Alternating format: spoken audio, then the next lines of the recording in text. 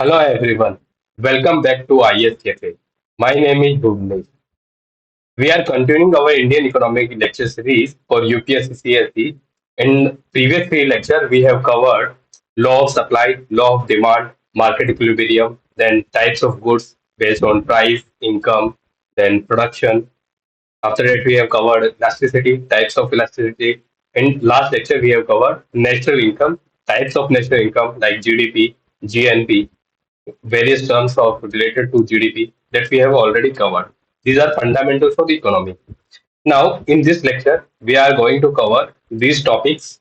First is business and economical cycle. Then second is pro-cyclic and counter-cyclic fiscal policies, yeah, government policies.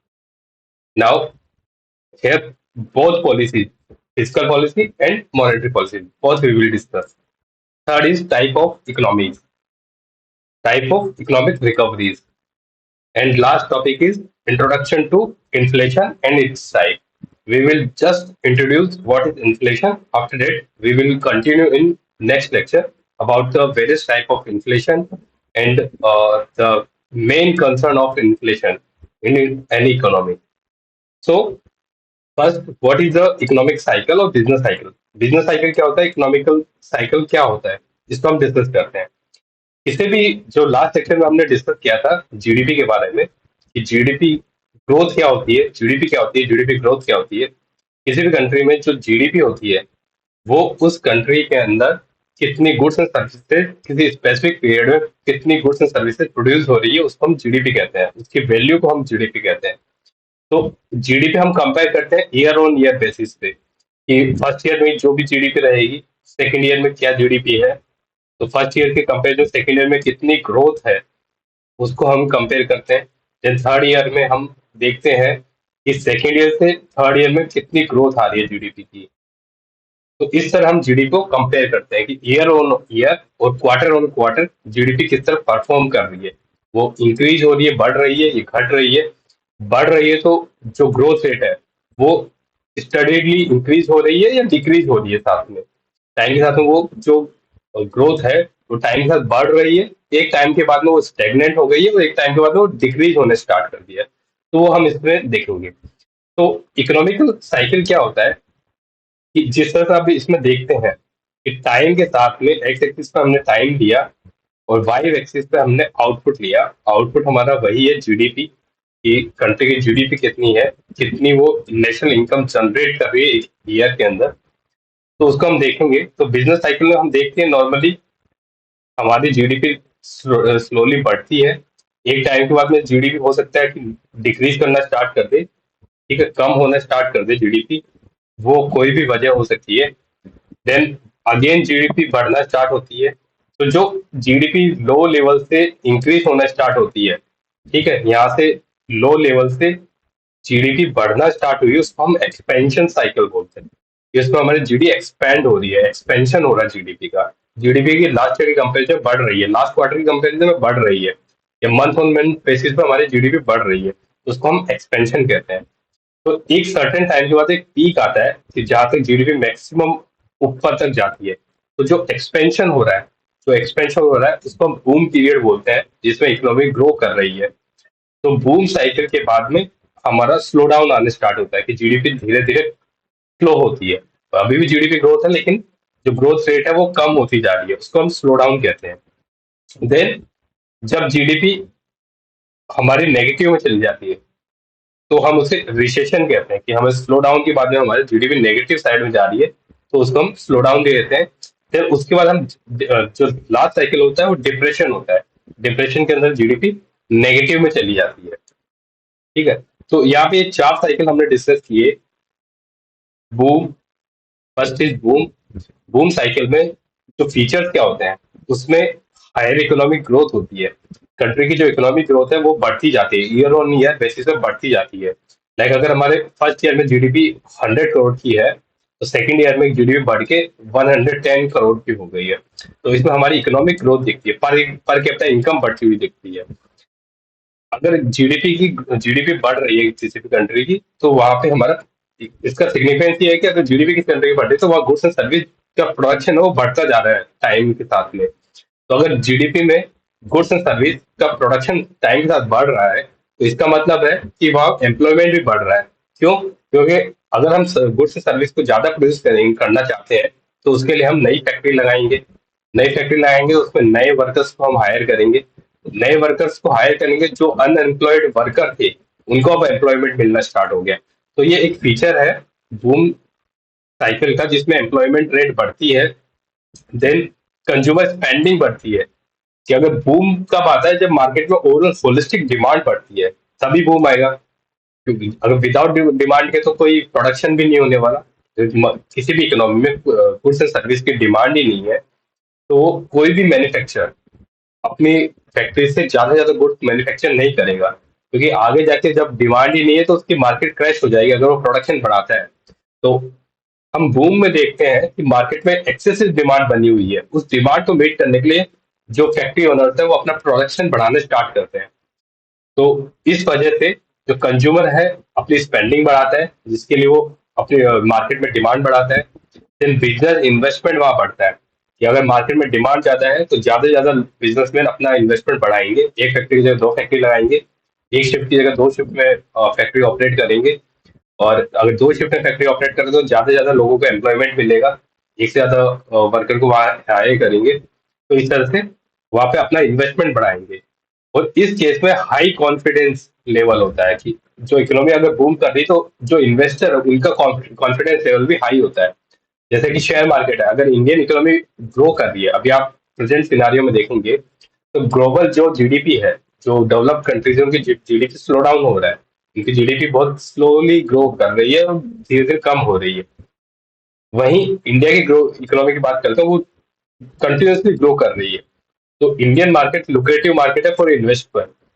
तो जो बाहर के FII investors हैं, ये FII investor अगर हम आगे जो फिजिकल मार्केट है उसमें डिस्कस करेंगे, तो वो अपने ज्यादा से ज्यादा एफडीआई के फॉर्म में इन्वेस्ट करेंगे या एफआईआई के फॉर्म में इन्वेस्ट करेंगे, क्योंकि उनका कॉन्फिडेंस हाई है कि ये मार्केट ग्रो कर रहा है या डिमांड अच्छी है, तो यहाँ पे हम ज्यादा इन्वेस्टमेंट करेंगे, जो पर प्रोडक्ट हमें प्रॉफिट है वो बढ़ना स्टार्ट हो जाएगा। तो इस हिसाब से जो इन्वेस्टर है उनका हाई कॉन्फिडेंस के साथ में वो इन्वेस्ट करते हैं, इन्वेस्टमेंट बढ़ता है। इन्वेस्टमेंट इसलिए बढ़ रहा है कि मार्केट में डिमांड बढ़ी हुई है। डिमांड बढ़ी हुई तो उसको मीट करने के लिए सप्लाई बढ़ानी होगी। सप्लाई बढ़ाने के लिए हम ज्यादा ज्यादा प्रोडक्शन करेंगे। तो ये सारे फीचर्स हैं बूम इकोनॉमी के। इसके कॉजेज क्या हो सकते हैं? कि फेवरेबल इकोनॉमिक कंडीशंस है, कि जो इकोनॉमिक कंडीशन है वो फेवरेबल है, कि लाइक डिमांड बढ़ी हुई है तो वो होलिस्टिक जो प्रोडक्शन उसको भी बढ़ाना पड़ेगा। और डिमांड हो सकती है, वेरियस फैक्टर हो सकते हैं, कि सपोज हमारी फिजिकल पॉलिसी है या मॉनेटरी पॉलिसी है जिसमें हमने लो इंटरेस्ट रेट के ऊपर लोन दिए हुए हैं। लाइक अगर हम होम लोन की बात करते हैं, अगर होम लोन की बात करते हैं, तो अगर इंटरेस्ट रेट हम डिक्रीज कर देते हैं तो लोग ज्यादा से ज्यादा होम लोन लेना स्टार्ट कर देंगे, तो होम लोन की डिमांड बढ़ेगी। अगर होम लोन जब लोग ज्यादा से ज्यादा ले रहे हैं तो वो मार्केट में जाके घर खरीदना स्टार्ट करेंगे, तो जो हाउस की डिमांड है वो बढ़ना स्टार्ट हो जाएगी। तो इस तरह से जो रियल एस्टेट है उसके अंदर बूम आ जाएगा।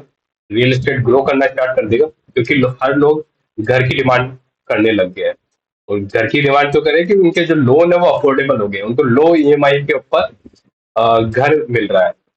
तो इसकी वजह से ये फेवरेबल इकोनॉमिक कंडीशंस होती है। फेवरेबल इकोनॉमिक कंडीशन दोनों होते हो सकती है, फिजिकल पॉलिसी हो सकती है गवर्नमेंट की, या जो सेंट्रल बैंक है आरबीआई है उसकी मॉनेटरी पॉलिसी हो सकती है। Now next is slow down. Slow down में क्या होता है? कि जो इकोनॉमी है वो धीरे धीरे, अभी भी मतलब जीडीपी में ग्रोथ आ रही है, लेकिन धीरे धीरे जो ग्रोथ रेट है वो कम होती जा रही है। तो सपोज अगर पहले फर्स्ट ईयर के अंदर हम देख रहे हैं, यहीं पर अगर फर्स्ट ईयर में देखते हैं जीडीपी ग्रोथ हमारे पास 10% रहती है। नेक्स्ट ईयर हमारे पास जीडीपी ग्रोथ 9% रहती है। और थर्ड ईयर में हमारी जीडीपी ग्रोथ 5% रहती है। तो तीनों साल के अंदर जीडीपी की ग्रोथ हो रही है, जीडीपी बढ़ रही है, लेकिन जो जीडीपी की ग्रोथ रेट है वो डिक्लाइन करती जा रही है। एक फर्स्ट ईयर में 10% से ग्रो कर लिया, नेक्स्ट ईयर में 9% से ग्रो किया, उससे नेक्स्ट ईयर में 5% से ग्रो किया। तो जो ये rate of growth of GDP है वो डिक्रीज कर रही है, तो उसको हम स्लो डाउन कहते हैं। तो स्लो डाउन हो सकता है कि स्लो डाउन है फर्स्ट फीचर ऑफ रिसेशन। ये रिसेशन हम कैसे अंदाजा लगाते हैं रिसेशन आ रहा है मार्केट में? इसके लिए हम देखते हैं कि ओवरऑल इकोनॉमी में स्लो डाउन आ रहा है। इसके लिए भी वेरियस पैरामीटर होते हैं, इंडिकेटर्स होते हैं इकोनॉमी में, जिससे हम स्लो डाउन को रियलाइज कर सकते हैं। अगर हम इंडिकेटर में बात करते हैं, सपोज एक मैं एग्जांपल देता हूँ पावर का। अगर इलेक्ट्रिसिटी कंजम्पशन है, जो कॉमर्शियल इलेक्ट्रिसिटी कंजम्पशन वो डिक्रीज कर रहा है, इसका मतलब हो रहा है कि इकोनॉमी में स्लो डाउन आ रहा है। क्योंकि कोई भी फैक्ट्री अगर ऑपरेट कर रही है तो उसको बिजली की इलेक्ट्रिसिटी की जरूरत पड़ेगी। अगर इलेक्ट्रिसिटी डिमांड कॉमर्शियल सेक्टर में, इंडस्ट्रियल सेक्टर में डिक्रीज कर रहा है, इसका मतलब है इंडस्ट्री अपने वर्किंग आवर्स को कम कर रहा है। ठीक है, या फैक्ट्रीज क्लोज हो रही है, दो शिफ्ट की जगह एक शिफ्ट में फैक्ट्री ऑपरेट हो रही है, इसलिए उसका इलेक्ट्रिसिटी बिल कम आ रहा है। या फिर वो मशीन ही बहुत कम ऑपरेट कर रहे हैं, तो इसकी वजह से उसका इलेक्ट्रिसिटी बिल कम आ रहा है। अगर इन सब कंडीशंस को हम एनालिसिस करेंगे, इसका मतलब हम देखेंगे कि उनका ओवरऑल प्रोडक्शन कम हो रहा है। अगर वो दो शिफ्ट की जगह एक शिफ्ट में ऑपरेट कर रहे हैं, तो मतलब एक शिफ्ट का जो प्रोडक्शन है वो कट आउट हो जाएगा, कम हो जाएगा। या फिर अगर दो फैक्ट्री की जगह एक ही फैक्ट्री ऑपरेट कर रही है, तो उसका प्रोडक्शन कम हो जाएगा। प्रोडक्शन क्यों हो रहा है इस केस में? कि मार्केट में शायद डिमांड कम हो रही है, मार्केट में डिमांड ही नहीं है गुड्स की, लोग डिमांड ही नहीं कर रहे हैं। ठीक है, तो ये सब फीचर्स हम देखेंगे। तो ये स्लो डाउन क्या आते हैं कि अभी जो इकोनॉमी वो रिसेशन में नहीं है, लेकिन ये इंडिकेटर है कि इकोनॉमी रिसेशन में जा सकती है। अगर किसी भी कंट्री की जीडीपी को रिसेशन में जाने से बचाने के लिए, या तो सेंट्रल बैंक अपनी मॉनेटरी पॉलिसी को उस तरह फ्रेम करेगा कि इकोनॉमी में वापस बूस्ट आए, या फिर जो गवर्नमेंट है वो अपनी फिजिकल पॉलिसी को इस तरह से चेंज करेगी कि इकोनॉमी में ओवरऑल डिमांड बढ़े। किसी भी तरह की डिमांड बढ़ती जाती है, अगर डिमांड अपसाइड जाती है, गवर्नमेंट कैसे भी मैनेज करके डिमांड को अपसाइड ले जाने की कोशिश करती है, तो ओवरऑल प्रोडक्शन वापस बढ़ने लगेगा और इकोनॉमी जो स्लो डाउन से रिसेशन में जा रही थी, वो रिसेशन में जाके वापस रिकवरी फेज पे आ जाएगी। तो इसके फीचर देखोगे स्लो डाउन में, इकोनॉमिक स्लो डाउन, उसमें हम देखेंगे कि जो एम्प्लॉयमेंट है उसमें, जो एम्प्लॉयमेंट की रेट है वो धीरे धीरे कम होने लग जाती है। पहले मान लो 10% से पर जो एम्प्लॉयमेंट बढ़ रहा था, अब वो 5% से बढ़ रहा है लेकिन स्लो हो रहा है। Then reduction on consumer spending, जो कंज्यूमर हाउस होल्ड है जो अपनी स्पेंडिंग बढ़ा रहे थे, वो धीरे धीरे अपने स्पेंडिंग को कम कर देते हैं। स्पेंडिंग कम करेंगे मतलब डिमांड कम हो रही है, ऑब्वियसली। अगर हम खर्चा कम करेंगे तो हम मार्केट से गुड्स एंड सर्विसेज कम डिमांड करेंगे। Now next is moderate confidence, मतलब जो इन्वेस्टर था उनका कॉन्फिडेंस भी मॉडरेट लेवल पे है, क्योंकि अभी रिसेशन में नहीं गया तो उनका जो फंड विड्रॉल का है वो सीन हमें नहीं दिखेगा, लेकिन एडिशनल इन्वेस्टमेंट और नहीं करना चाहेंगे क्योंकि मार्केट में डिमांड धीरे धीरे कम होती हुई दिख रही है। तो ये सब फीचर्स है स्लो डाउन के। स्लो डाउन के अगर हम कोजेस देखेंगे, तो सपोज अगर आरबीआई ने अपनी इंटरेस्ट रेट बढ़ा दी है, अगर पहले लोन 2% में दे रही थी आरबीआई, अब इसको बढ़ा के 3% कर दिया है। ठीक है, होम लोन की बात कर रहे हैं, अगर 2% 3% कर दिया, तो हो सकता है अब जो पहले 100 लोग होम लोन ले पा रहे थे, अब उसमें से 30 लोग हैं वो उस लोन को अफोर्ड ही नहीं कर पाए क्योंकि इंटरेस्ट रेट बढ़ गई है। तो अब 70 लोग ही उसको होम लोन को अफोर्ड कर पाएंगे, तो 70 लोग ही होम लोन लेकर रियल एस्टेट में घर खरीदने जा पाएंगे, तो घर की डिमांड धीरे धीरे कम हो जाएगी। लेकिन अभी भी 70 लोग डिमांड कर रहे हैं, तो इसलिए भी डिमांड है मार्केट में, लेकिन जो पहले की डिमांड थी उससे कम हो गई है डिमांड। तो ये हो सकता है कि अगर राइजिंग इंटरेस्ट रेट है वो कारण हो सकता है। या अगर हम नेक्स्ट देखते हैं इसके अंदर, तो हो सकता है कि हाई बोरोइंग कॉस्ट हो जाती है, जो मैंने बताया इंटरेस्ट रेट है वही बोरोइंग कॉस्ट है यहाँ पे। नाउ नेक्स्ट इज जो बूम वाला साइकिल है वो धीरे धीरे खत्म हो रहा है। अगर हम देखें बूम वाला साइकिल धीरे धीरे खत्म हो रहा है, तो ये सारे कॉजेज हो सकते हैं जो स्लो डाउन को लेके आ रहे हैं। Now next is recession. Recession में जो इकोनॉमिक ग्रोथ है, जीडीपी है, वो नेगेटिव में जाना स्टार्ट होती है, कॉन्ट्रैक्ट करना स्टार्ट कर देती है। तो रिसेशन हम टेक्निकल रिसेशन हम कब बोलते हैं? जब किसी भी कंट्री की जो जीडीपी है वो दो कॉन्सिक्यूटिव क्वार्टर्स में नेगेटिव में चली जाती है, जैसा कि हम कोविड में हम देखते हैं। कोविड में अगर हम देखते हैं फर्स्ट दो क्वार्टर का, जो Q1 एंड Q2 क्वार्टर थे 2020 के, उसमें इंडियन इकोनॉमी की जो जीडीपी थी वो नेगेटिव में चली गई थी। फर्स्ट क्वार्टर में आई थिंक 10% के आसपास नेगेटिव था, और सेकंड में 5-6% नेगेटिव था। तो दो कॉन्सिक्यूटिव क्वार्टर में अगर जीडीपी ग्रोथ रेट नेगेटिव में चली जाती है, जीडीपी कॉन्ट्रैक्ट करती है। अच्छा, यहाँ पे हम जो एक्सपेंशन और कॉन्ट्रैक्ट की बात कर रहे हैं, एक्सपेंशन होता है अगर अगर हमारा बढ़ रहा है जीडीपी पॉजिटिव के अंदर, जो ग्रोथ है वो हमारे पॉजिटिव में है, तो हम उसको एक्सपेंशन बोलते हैं। अगर हमारी ग्रोथ नेगेटिव में है तो उसको हम कॉन्ट्रैक्शन बोल रहे हैं। तो ये डिमांड के फॉर्म में भी हो सकता है, डिमांड कॉन्ट्रैक्ट भी करती है, एक्सपेंड भी करती है। डिमांड बढ़ रही तो वो एक्सपेंड हो रही है, डिमांड कम हो रही तो कॉन्ट्रैक्ट हो रही है। इसी तरह जीडीपी, जीडीपी अगर बढ़ रही है तो वो एक्सपेंड कर रही है, और जीडीपी कम हो रही है, नेगेटिव जा रही है तो कॉन्ट्रैक्ट कर रही है। लास्ट ईयर कंपेरिजन में जीडीपी कम हो गई है, ठीक है। लास्ट मान लो लास्ट ईयर हमारे 100 करोड़ की जीडीपी थी, इस साल 90 करोड़ की जीडीपी हो गई है, तो 10 करोड़ हमारे जीडीपी कॉन्ट्रैक्ट हो गया है, नेगेटिव हो गया है। तो उसको हम जीडीपी कॉन्ट्रैक्शन बोलते हैं। और उस सिनारियो के अंदर हम देखते हैं तो वो हमारा रिसेशन होता है। ये स्लो डाउन के जस्ट बाद की पेज होती है जिसमें जीडीपी नेगेटिव में जाना स्टार्ट कर देती है। तो इस वाले केस के फीचर्स क्या होते हैं कि हाई अनएम्प्लॉयमेंट होता है। जो एम्प्लॉयमेंट है वो डिक्रीज हो रहा था स्लो डाउन में, अब अनएम्प्लॉयमेंट रेट बढ़ने लग जाती है, लोगों का रोजगार जाना स्टार्ट हो जाता है। जब मार्केट में डिमांड ही नहीं है तो फैक्ट्री ओनर्स अपने वर्कर्स को वहां पे निकालना स्टार्ट कर देते हैं, अपना प्रोडक्शन कम कर देते हैं, ताकि उनकी जो ओवरऑल कॉस्टिंग है वो मिनिमाइज हो सके। सपोज अभी कोई फैक्ट्री 100 बिस्किट के पैकेट बनाती एक महीने में और 100 वर्कर थे, अगर मार्केट में डिमांड ही 50 बिस्किट के पैकेट की है, तो वो फैक्ट्री ओनर अपनी जो मशीन है उसको हाफ क्वांटिटी में हाफ वर्किंग आवर्स पे चलाएंगे, और जो लेबर्स है उनमें से 50% लेबर्स को निकाल देंगे, तो 50% यहाँ पे लेबर जो अनएम्प्लॉयड हो गई है। तो ये फीचर एक हाई अनएम्प्लॉयमेंट रेट दिखती है।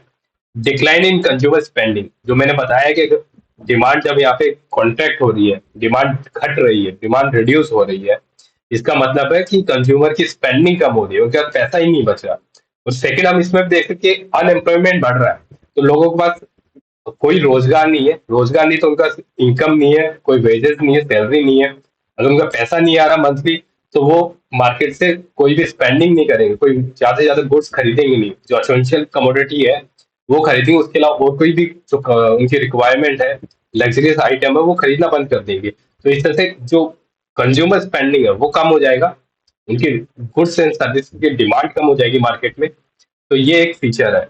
और रिड्यूस कॉन्फिडेंस, जो हमारे इन्वेस्टर्स है उनका कॉन्फिडेंस बहुत कम हो जाता है इसमें, कि जब मार्केट ही डिक्लाइन कर रहा है। जैसे हम कोविड का एग्जांपल लेते हैं, कोविड के टाइम हमने फैक्ट्री आउटपुट्स हमारे बंद हो गए थे कि लॉकडाउन की वजह से हमने एक तरह से मूवमेंट ही बंद कर दिया था। तो इस वजह से रॉ मटेरियल नहीं मिल पाता फैक्ट्रीज को, मार्केट में लोगों की जॉब जा रही थी, अनएम्प्लॉयमेंट बढ़ रहा था, लोगों का जॉब्स नहीं थी, उनका जॉब नहीं थी, उनका पैसा नहीं था, पैसा नहीं तो वो गुड्स एंड सर्विसेज डिमांड नहीं कर रहे थे, इस वजह से ओवरऑल मार्केट में डिमांड ही कम हो गई थी। और जैसे डिमांड कम हुई, फैक्ट्री ओनर से अपना प्रोडक्शन कम कर दिया, प्रोडक्शन कम करने के साथ में अपनी ऑपरेटिंग कॉस्ट है उसकी, जो इलेक्ट्रिसिटी कंजम्पशन था, उनकी लेबर कॉस्ट थी, वो उनको सबको उन्होंने रिड्यूस कर लिया। तो इस केस में देखोगे तो आप जो इन्वेस्टर है, जो उस फैक्ट्री में इन्वेस्टमेंट करके बैठा है, उसने अपना इन्वेस्टमेंट कम कर लिया, ठीक है, नई फैक्ट्री लगाने का जो प्रपोजल है उसको पोस्टपोन कर दिया। तो ये उनका जो कॉन्फिडेंस है वो कम होता हुआ दिखाता है। नाउ लास्ट स्टेज हम देखेंगे तो वो डिप्रेशन होता है। कोई भी इकोनॉमी अगर रिसेशन में चली गई है, और अगर गवर्नमेंट या जो सेंट्रल बैंक है वो करेक्टिव स्टेप्स टाइमली नहीं लेता है, तो जो इकोनॉमी है वो डिप्रेशन में चली जाती है। डिप्रेशन में वो कंटिन्यूस वो डिक्लाइन होती जाएगी उसकी जीडीपी। है। तो इसमें गवर्नमेंट का रोल बहुत बड़ा क्रिटिकल रोल होता है, सेंट्रल बैंक का क्रिटिकल रोल होता है कि जीडीपी को लाइक वापस ट्रैक पे लाना, या किसी भी कंट्री के जीडीपी को डिप्रेशन से बाहर निकालना।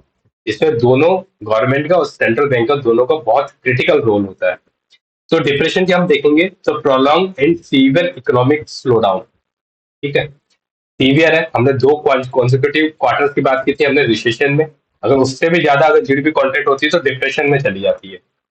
Then deep prolong contraction in economic activity, जब रिसेशन में हमने बात की थी तब हमने बोला था contract contraction in demand, economic activity, ठीक है, वो हमने बात की थी। जब जो फैक्ट्री ओनर्स है उनके प्रोडक्शन में कॉन्ट्रैक्शन था, तो उसकी बात की थी। अगर ये प्रोलॉन्ग हो जाता है, काफी लंबे टाइम के लिए हो जाता है, मान लो 1 साल 2 साल 3 साल रहता है, तो वो हम डिप्रेशन में काउंट करते हैं। सबसे बेस्ट एग्जांपल 90s 30s का जो ग्रेट डिप्रेशन आया था यूएसए में, उस समय आप देखोगे तो मतलब लाइक ये जो इम्पैक्ट था वो स्पिल ओवर इम्पैक्ट था, कि यूएस की इकोनॉमी डिप्रेशन में चली गई, उसकी वजह से जो ओवरऑल ग्लोबल इकोनॉमीज थी, सारी कंट्रीज की इकोनॉमी वो भी डिप्रेशन में चली गई। लेकिन 2008 की जो इकोनॉमिक क्राइसिस थी उसमें भी ये डिप्रेशन में जा रही थी इकोनॉमी। तो इस दोनों में कंडीशन में आप देखोगे तो गवर्नमेंट का रोल बहुत क्रिटिकल है, कि किसी भी इकोनॉमी को डिप्रेशन से बाहर कैसे लाया जाए। अगर देखिए, अगर कोई भी कंट्री की इकोनॉमी डिप्रेशन में रहती है, तो वो उस कंट्री के लिए बहुत से ज्यादा हार्मफुल होती है। क्यों? कि अगर डिप्रेशन में है तो ओवरऑल कंट्री में डिमांड कम है तो प्रोडक्शन कम है तो अनएम्प्लॉयमेंट रेट बहुत ज्यादा है, जो फैक्ट्री ओनर्स एम्प्लॉयमेंट नहीं दे रहे लेबर्स को। अगर किसी भी कंट्री में अनएम्प्लॉयमेंट रेट बहुत ज्यादा है तो वह क्राइम बढ़ने के चांसेस बढ़ जाते हैं। ठीक है? जो बेसिक नेसेसिटी है, फूड, हाउस, क्लोथ्स, इसके लिए वो जो क्राइम्स है उसकी तरफ जाने स्टार्ट कर देते हैं। इसलिए किसी भी कंट्री में हम देखेंगे तो हमें जीडीपी ग्रोथ रेट का हमारा फोकस बहुत ज्यादा रहता है कि जीडीपी हमेशा पॉजिटिव रहे और ईयर ऑन ईयर ग्रोथ में जाए। तो ये चार फीचर्स मैंने वन बाय वन डिटेल में डिस्कस किए: boom, slow down, then recession, then contraction. अगर हम इसमें देखते हैं साइकिल के फॉर्म में, अगर हम देखते हैं इसको, तो सपोज हमारे पास अगर जीडीपी, एक वाई एक्सिस पे हमने जीडीपी लिया और एक्स एक्सिस पे टाइम लिया, तो अगर हम देखते हैं कि इकोनॉमी कंटिन्यूस ग्रो कर रही है इधर, देन स्लो डाउन आता है। अगर गवर्नमेंट वापस कुछ करेक्टिव स्टेप ले लेती है और उसको टर्न आउट करके वापस को ग्रोथ की तरफ लेके जाती है, तो वापस एक्सपेंशन पीरियड आ जाता है, जिसको हम, हो सकता है वो बूम में कन्वर्ट हो जाए, लेकिन एक्सपेंशन वाला टाइम आ जाता है। और अगर मान लो वापस कुछ ऐसा सडन शॉक लगता है इकोनॉमी को, वापस वो कॉन्ट्रैक्ट करना स्टार्ट करती है, तो वो स्लो डाउन वापस आएगा। स्लो डाउन आते आते वो नेगेटिव में चली जाती है, जो हमारे एक्स एक्सिस है उसको कट करके नीचे चली जाती है, तो ये हमारा रिसेशन स्टार्ट हो जाता है।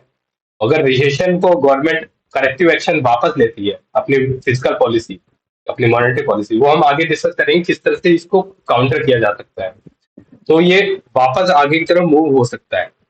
अदरवाइज अगर गवर्नमेंट कोई एक्शन नहीं लेती है, सेंट्रल बैंक कोई करेक्टिव एक्शन नहीं लेता है, तो ये स्लो डाउन बढ़ता जाएगा और डिप्रेशन में चले जाएगा। तो जो अगर कंटिन्यूस डाउनफॉल हो रहा है जीडीपी का, तो ये डिप्रेशन वाली कंडीशन हो जाएगी।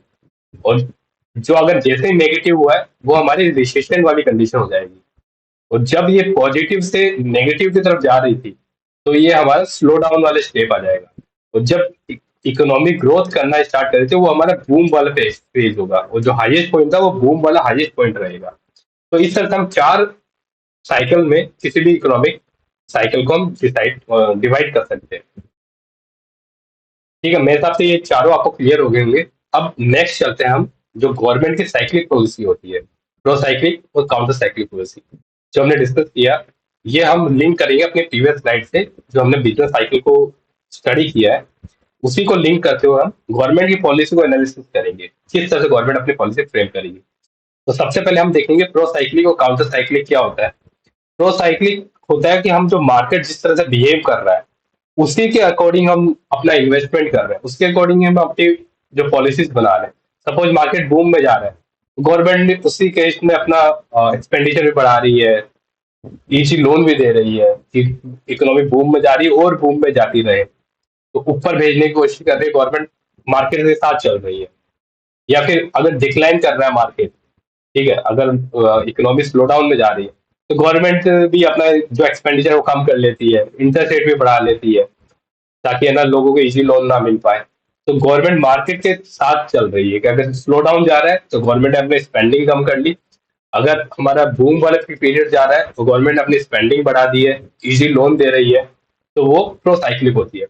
काउंटर साइक्लिक में हम इसका उल्टा करते हैं कि जैसे इकोनॉमी ग्रोथ में जा रही है, तो बूम साइड में जा रही है, एक्सपेंशन हो रहा है इकोनॉमी का, तो गवर्नमेंट को स्पेंडिंग करने की जरूरत नहीं है, अपने आप ही जब ग्रोथ में जा रहा है, प्राइवेट प्लेयर्स के इन्वेस्टमेंट से ही इकोनॉमी ग्रो कर रही है, तो गवर्नमेंट अपना पैसा बचाएगी, मार्केट में ज्यादा नहीं लगाएगी। ठीक है? तो अगर इकोनॉमी ऊपर जा रही है तो गवर्नमेंट अपना जो इन्वेस्टमेंट है वो डिक्रीज कर लेती है, और अगर इकोनॉमी डाउन में जा रही है तो गवर्नमेंट अपना इन्वेस्टमेंट बढ़ा देती है। तो ये एक तरह से उल्टा कर रहा है, मार्केट जिस ट्रेंड में जा रहा है उसके अपोजिट ट्रेंड के अंदर गवर्नमेंट अपना फिजिकल पॉलिसी बना रही है, तो उसको हम काउंटर साइक्लिक बोलते हैं। तो डेफिनेशन हम देखेंगे, जो जो प्रो साइक्लिक पॉलिसी है वो एम्पलीफाई करती है जो इकोनॉमिक ट्रेंड्स है। अगर बूम वाला ट्रेंड है तो उसको और बूम पे लेके जाएगी, और स्लो डाउन का ट्रेंड है तो उसको स्लो डाउन को रिसेशन में ले जाएगी। ठीक है? मतलब इसको एम्पलीफाई कर रही है। अगर एक्सपेंशन हो रहा है उसको बूम में ले जाएगी, अगर government pro cyclical physical policy या central bank pro cyclical monetary policy बनाता है, तो जो एक्सपेंशन हो रहा था वो बूम में ले जाएगा, रॉकेट की स्पीड से ग्रोथ होगी। और अगर स्लो डाउन हो रहा है तो रॉकेट की स्पीड से नीचे जाएगी इकोनॉमी, और वो स्लो डाउन से रिसेशन, रिसेशन से डिप्रेशन में जाएगी। तो ये एम्पलीफाई कर रहा है। तो काउंटर साइक्लिंग में हम देखेंगे तो इसको काउंटर कर रहा है। बूम जा रहा है तो बूम को एक तरह से लिमिट तक रख रहा है, वो एक्सेसिव बूम नहीं होने दे रहा। ग्रोथ हो रही है लेकिन अपना उसका कंट्रीब्यूशन कम कर लिया गवर्नमेंट ने। और रिसेशन में जा रही है तो गवर्नमेंट अपने एक्सपेंडिचर बढ़ा के इकोनॉमी को रिवाइव करने की कोशिश की है। तो अपोजिट डायरेक्शन में काम करती है। तो जो इकोनॉमिक इम्पैक्ट है उसको डैम्पन करने का काम करती है, उसको कम करने का काम करती है। स्लो डाउन हो रहा है तो स्लो डाउन को रोकने का काम करती है। बूम हो रहा है तो बूम को कम करने का काम करती है कि ज्यादा एक्सेसिव बूम ना हो। फिजिकल पॉलिसी एग्जांपल देखेंगे तो प्रो साइकिल में गवर्नमेंट क्या करती है कि अगर प्रो साइकिलिंग में जब इकोनॉमी बूम पे जा रही है तो गवर्नमेंट अपनी स्पेंडिंग बढ़ा देती है, या फिर सेंट्रल बैंक है वो अपनी इंटरेस्ट रेट कम कर देता है, और गवर्नमेंट अपना टैक्सेस कम कट कर देती है। तो इनके इम्प्लीमेंट इम्प्लीकेशन आप देखोगे तो क्या मतलब है। गवर्नमेंट अगर अपने जो स्पेंडिंग है उसको बढ़ा देती है, स्पेंडिंग बढ़ाएगी तो मार्केट में लिक्विडिटी बढ़ेगी, पैसा ज्यादा आएगा। फॉर एग्जाम्पल हम काउंटर साइकिल की बात करते हैं सबसे पहले। अगर गवर्नमेंट, अगर मान लो सपोज कंडीशन फर्स्ट है जिसमें हम रिसेशन की बात कर रहे हैं, ठीक है, अभी इकोनॉमी रिसेशन में जा रही है, तो कोविड का हमारा केस था जिसमें इकोनॉमी डाउन में जा रही थी। तो गवर्नमेंट ने क्या किया, अपनी काउंटर साइक्लिक पॉलिसी के अंदर अपना एक्सपेंडिचर बढ़ा दिया। जो उनका गवर्नमेंट का कैपेक्स था उन्होंने उसको बढ़ा दिया, कैपिटल एक्सपेंडिचर उन्होंने बढ़ा दिया। तो एक हाईवे बना रहे थे, हाईवे का एक नया प्रोजेक्ट लेके आए, उसमें 100 लोगों को हायर किया उन लोगों ने। 100 लोगों को वहां पे रोजगार मिला, एम्प्लॉयमेंट मिला। तो 100 लोगों को जैसे एम्प्लॉयमेंट मिला तो उनको यहाँ पे वेजेस, सैलरी मिलेगी। जो सैलरी मिली उससे वो मार्केट में गुड्स एंड सर्विस की डिमांड करना लग जाएंगे, क्योंकि जैसे उनका पैसा आया तो जो उनके एसेंशियल कमोडिटी चाहिए उनको डे टू डे लाइफ के लिए, तो उसको वो मार्केट में जाके खरीदना लगे स्टार्ट कर देंगे। तो मार्केट में उन सब कमोडिटीज की डिमांड बढ़ जाएगी। तो यहाँ पे गवर्नमेंट ने सपोज 100 करोड़ रुपीज कैपेक्स के फॉर्म में इन्वेस्ट किया हाईवे पे, तो 100 करोड़ रुपए मार्केट में आ गए। तो उसमें जो उन्होंने रोड बनाने कंस्ट्रक्शन मटेरियल, जैसे अपना तार हुआ, बजरी हुई, अपने जो स्टोन्स हुए, उन सबको उन्होंने खरीदना स्टार्ट किया, उनको प्रिक्योर करना स्टार्ट किया। तो उन सब की जो रॉ मटेरियल है उनकी डिमांड बढ़ जाएगी। तो ये जो रॉ मटेरियल सप्लाई करने वाले इंडस्ट्रीज है, जो माइनिंग इंडस्ट्री है जो स्टोन सप्लाई करेगी, वो अपना प्रोडक्शन बढ़ाएंगे, क्योंकि उनको एक नया कस्टमर मिल गया एज ए गवर्नमेंट।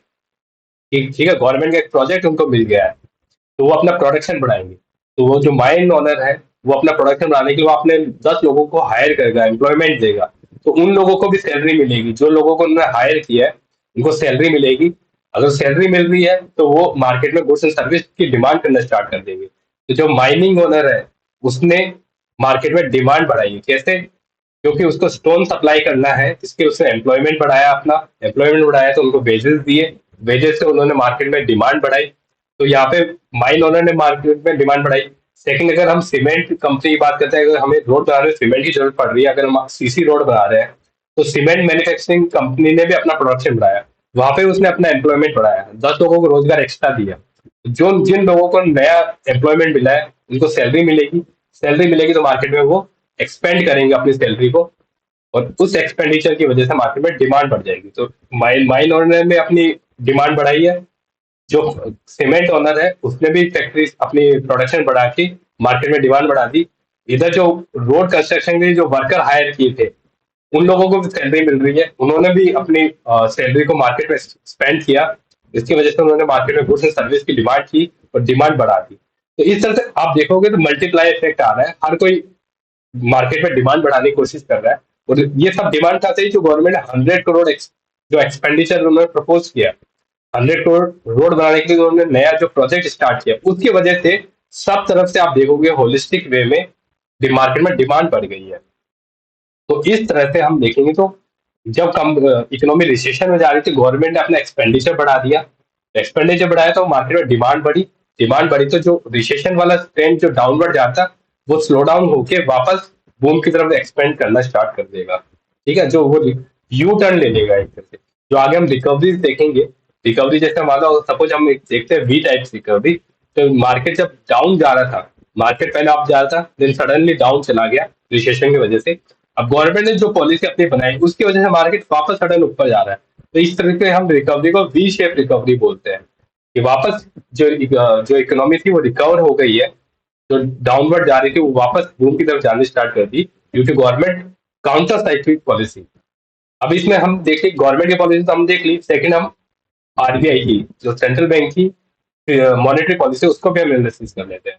अगर मार्केट के अंदर अभी कोई डिमांड नहीं है, इकोनॉमी रिसेशन में जा रही है, इसी एग्जांपल में इकोनॉमी रिसेशन में जा रही है अभी, तो आरबीआई क्या करेगा, आरबीआई अपने इंटरेस्ट रेट को कम कर देगा।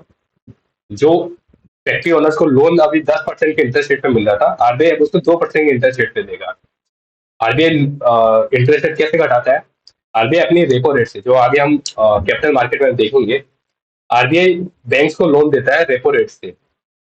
तो आरबीआई अपनी रेपो रेट को कम कर देता है, 10% सपोज 2% पे लेके आ गया, इससे बैंक को सस्ते लोन मिलेंगे। बैंक को अगर सस्ते लोन मिल रहे हैं तो बैंक मार्केट में भी वो सस्ते लोन दे पाएगा। अगर बैंक के पास जो कैपिटल जनरेट हो रही है, जो आरबीआई से वो पैसा ले रहा है, वो कम इंटरेस्ट रेट पे मिल रहा है, तो वो मार्केट में भी कम इंटरेस्ट रेट पे दे पाएगा।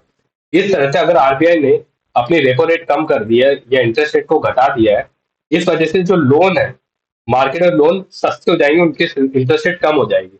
जो फैक्ट्री ओनर्स है वो अब सस्ते लोन लेंगे, सस्ते लोन लेंगे तो वो सस्ते लोन को यूज करके अपना प्रोडक्शन बढ़ाएंगे। ठीक है, प्रोडक्शन बढ़ाएंगे तो वहां पे वो अपना एम्प्लॉयमेंट बढ़ाएंगे, क्योंकि अगर वो एक शिफ्ट से दो शिफ्ट में लेके जा रहे हैं प्रोडक्शन, तो सेकंड शिफ्ट के लिए वो अलग से वर्कर्स को हायर करेंगे। अगेन वही साइकिल बनेगा कि वर्कर्स को हायर किया तो वर्कर्स को वेजेस मिलेंगे, सैलरी मिलेगी, वो सैलरी से सैलरी को मार्केट में स्पेंड करेंगे अपने डे टू डे एक्टिविटी के लिए, जो उनके रिक्वायरमेंट है उसको खरीदने के लिए वो गुड्स एंड सर्विस की डिमांड करेंगे मार्केट में, ताकि उसकी मार्केट में होलिस्टिक डिमांड बढ़ जाएगी। तो इस तरह से आरबीआई का, वो सेंट्रल बैंक का भी एक क्रिटिकल रोल होता है काउंटर, जो काउंटर साइक्लिक मॉनेटरी पॉलिसी के अंदर। अब प्रो साइक्लिंग में हम देखेंगे तो इकोनॉमी अगर बूम में जा रही है, गवर्नमेंट अपना एक्सपेंडिचर बढ़ा देती है। ठीक है, अगर इकोनॉमी, अभी हमने रिसेशन वाला केस देखा, अभी हम सेकंड केस देखते हैं जब इकोनॉमी बूम में जा रही है। ठीक, अगर बूम में जाती है इकोनॉमी तो हमारा वैसे ही हम देखेंगे कि हमारी इकोनॉमिक ग्रोथ हो रही है, प्राइवेट प्लेयर्स एक्सेसिव इन्वेस्टमेंट कर रहे हैं, मार्केट में डिमांड बढ़ी हुई है। बूम तभी जाएगा जब मार्केट में हाई डिमांड चल रही हो। उस डिमांड को पूरी करने के लिए जो फैक्ट्री ओनर्स है, जो मिल ओनर्स है, वो अपना प्रोडक्शन बढ़ाते जाएंगे। कंट्रीज अपना प्रोडक्शन बढ़ा रहे हैं, रॉ मटेरियल की डिमांड कर रहे हैं ताकि वो प्रोडक्शन बढ़ा सके, एम्प्लॉयमेंट दे रहे हैं। ऐसी कंडीशन में अगर गवर्नमेंट भी अपना एक्सपेंडिचर बढ़ा देती है, गवर्नमेंट ने भी एक हाईवे का प्रोजेक्ट लेके आ गए, 100 करोड़ का एक प्रोजेक्ट लिया है, तो ये 100 करोड़ वापस वेल सैलरी या जो रॉ मटेरियल है उनकी डिमांड में मार्केट में इन्फ्यूज हो जाएगा। तो जो करोड़ है वो वापस मार्केट में आ जाएगा। तो जो सैलरी, जो यहाँ पे लोगों को एक्सेसिव सैलरी मिलना स्टार्ट हो गई, यहाँ पे जो वर्कर्स थे उनको अलग से सैलरी और मिलना स्टार्ट हो गई, तो वो अगेन मार्केट में जाकर डिमांड बढ़ाना स्टार्ट कर देंगे। हो सकता है कि इसकी वजह से इन्फ्लेशन बढ़ जाए, क्योंकि अब मार्केट में जो 100 करोड़ एक्स्ट्रा आ गए हैं, जो गवर्नमेंट ने अपना एक्सपेंडिचर बढ़ाया है, तो 100 करोड़ आने की वजह से जो मार्केट में सब लोगों की सैलरी है वो एकदम से बढ़ जाएगी। और जैसे सैलरी बढ़ेगी तो ज्यादा जो लोग गुड्स एंड सर्विस की डिमांड करना स्टार्ट कर देंगे। और हो सकता है कि जो फैक्ट्री ओनर्स है, मिल ओनर्स है, वो उतना प्रोडक्शन ना कर पाए, जो बढ़ी हुई डिमांड को मैच ना कर पाए।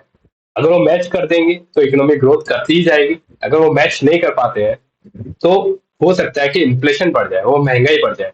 क्योंकि अगर मान लो पहले हमारे पास 100 चॉकलेट्स है, 100 चॉकलेट है, तो 100 लोग ही उसको डिमांड कर रहे हैं, क्योंकि हमारे पास 100 लोगों को प्राइवेट जो कंपनी ओनर्स है उन्होंने एम्प्लॉयमेंट दे रखा था। अब गवर्नमेंट ने अपने 100 करोड़ एक्स्ट्रा एक्सपेंडिचर करके 100 लोगों को और रोजगार दे दिया, तो उनको भी सैलरी मिलना स्टार्ट कर दी।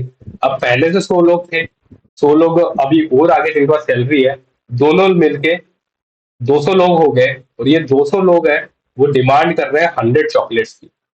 और अगर फैक्ट्री ओनर्स 100 को प्रोडक्शन बढ़ा के सपोज 200 कर देते हैं तो डिमांड लगभग सेम ही हो जाएगी। लेकिन सडनली इतनी जो प्रोडक्शन उतने ग्रोथ नहीं कर सकते।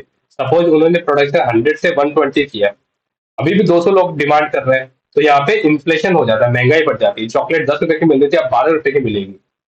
ठीक है, तो ये एक तरह से गवर्नमेंट के अगेंस्ट जाने लग जाता है। तो ये प्रो साइक्लिक होता है। अगर बूम चल रही है तो गवर्नमेंट ने अपना एक्सपेंडिचर बढ़ा दिया, अगर रिसेशन में जा रही है तो गवर्नमेंट ने अपना एक्सपेंडिचर कम कर दिया। जो हमने लास्ट लेक्चर में जीडीपी का फॉर्मूला देखा था, जीडीपी के फॉर्मूला में हम देखते हैं कि जो प्राइवेट कंज्यूमर्स है, जो हाउस होल्ड कंज्यूमर वो कंज्यूम करते हैं, प्लस जो गवर्नमेंट एक्सपेंडिचर होता है वो होता है, प्लस जो प्राइवेट इन्वेस्टर है जो इन्वेस्टमेंट करते हैं वो एक कंपोनेंट ऐड होता है, प्लस लास्ट हमारा होता है जो नेक्स्ट हमारा एक्सपोर्ट माइनस इम्पोर्ट्स। तो ये हमारा जीडीपी का फॉर्मूला होता है। अगर हम देखते हैं कि जीडीपी हमारा रिसेशन में जा रहा है, ठीक है, और अगर जीडीपी हमारा रिसेशन जा रहा है तो हमारे मार्केट में डिमांड कम हो रही है। रिसेशन तब जा रहा है जब मार्केट में डिमांड कम हो रही है, इसलिए जो भी है प्रोडक्शन लेवल अपने फैक्ट्री ओनर्स कम कर लेते हैं। तो मार्केट में जब डिमांड कम है, जीडीपी स्लो डाउन में तरफ जा रही है, तो इन्वेस्टर अपना इन्वेस्टमेंट करेंगे नहीं, उनका इन्वेस्टमेंट कम हो जाएगा। जो हाउस होल्ड है उनके पास सैलरी कम हो जाएगी क्योंकि अनएम्प्लॉयमेंट रेट बढ़ जाएगी, तो वो अपना एक्सपेंडिचर कम कर देंगे। एक्सपोर्ट माइनस इम्पोर्ट हमारा कम हो जाएगा क्योंकि हमारा जो प्रोडक्शन है वो हम कम कर रहे हैं। जब स्लो डाउन आ गया है तो प्रोडक्शन कम हो जाएगा, तो हमारा एक्सपोर्ट और ऑटोमेटिक कम हो जाएगा। तो इस केस में केवल गवर्नमेंट बचती है। अगर गवर्नमेंट भी अगर अपना प्रोडक्शन कम कर लेती है तो हमारा जो जीडीपी ग्रोथ रेट, जीडीपी जो डिक्रीज हो रही है वो एक्स्ट्रा डिक्रीज होना स्टार्ट कर देगी, सडन फॉल होना स्टार्ट कर देगा। और इसी केस में अगर हम गवर्नमेंट अपना एक्सपेंडिचर बढ़ा देती है तो बाकी के जो तीन कंपोनेंट है वो कम होते जा रहे हैं, और गवर्नमेंट अपना एक्सपेंडिचर बढ़ा देती है, तो हमारी जीडीपी जो स्लो डाउन हो रही थी वो धीरे धीरे ग्रोथ में आना स्टार्ट कर देती है। तो जब हम देखते हैं कि अगर जीडीपी बढ़ रही है तो गवर्नमेंट अपना एक्सपेंडिचर कम कर रही है, और जीडीपी जब घट रही है तो गवर्नमेंट अपना एक्सपेंडिचर बढ़ा रही है, तो ये काउंटर साइक्लिक होती है। सिमिलरली अगर जीडीपी डिग्रोथ में जा रही है, गवर्नमेंट भी अपना एक्सपेंडिचर कम करती है, तो वो प्रो साइक्लिक होती है। या जीडीपी एक्सपेंशन में जा रही है, बूम में जा रही है, गवर्नमेंट भी अपना एक्सपेंडिचर बढ़ा देती है, तो वो उस जो कंडीशन, इकोनॉमिक कंडीशन उसको एम्पलीफाई करता है, उसको प्रो साइक्लिक कंडीशन बोलते हैं। तो मेरे हिसाब से ये मैंने डिटेल में आपको बताया है कि प्रो साइक्लिक और काउंटर साइक्लिक फिजिकल पॉलिसी या गवर्नमेंट पॉलिसी क्या होती है। तो मैंने गवर्नमेंट पॉलिसी बता दी है। मॉनेटरी पॉलिसी जो मैंने बताई है वो आरबीआई है, जो आरबीआई इशू करती है, या सेंट्रल बैंक करता है किसी कंट्री का, जिसके अंदर हम इंटरेस्ट रेट डिसाइड करते हैं। आरबीआई इंटरेस्ट रेट डिसाइड करता है कि किसके रेंज में होगा, जो रेपो रेट है उसको चेंज करता है, तो वो मॉनेटरी पॉलिसी होती है। इफेक्ट मैंने बता दिया है कि अगर प्रो साइक्लिक है तो जो इकोनॉमिक कंडीशन चल रही है उसको एम्पलीफाई करेगी, अगर बूम जा रहा है तो और बूम करेगा, अगर रिसेशन में जा रहा है तो उसको डिप्रेशन में जाएगा, डिप्रेशन जा रहा है तो उसको रिसेशन में ले जाएगा, सॉरी जो अगर स्लो डाउन जा रहा है तो उसको रिसेशन में ले जाएगा, और रिसेशन में जा रहा है तो उसको डिप्रेशन में ले जाएगा, प्रो साइक्लिक में। और काउंटर साइक्लिक में इसका अपोजिट होता है, अगर स्लो डाउन जा रहा है तो वो रिसेशन में जाकर बूम की तरफ जाना स्टार्ट कर देता है, और अगर रिसेशन में चला गया है तो वो डिप्रेशन में जाकर वापस रिकवरी वाले पेज पे आ जाता है। चैलेंज जो आप देखेंगे कि दोनों में चैलेंजेस है। यहाँ पे अगर प्रो साइक्लिंग में देखेंगे तो गवर्नमेंट के लिए चैलेंज है, मैंने आपको डिस्कस किया, इन्फ्लेशन बढ़ेगा।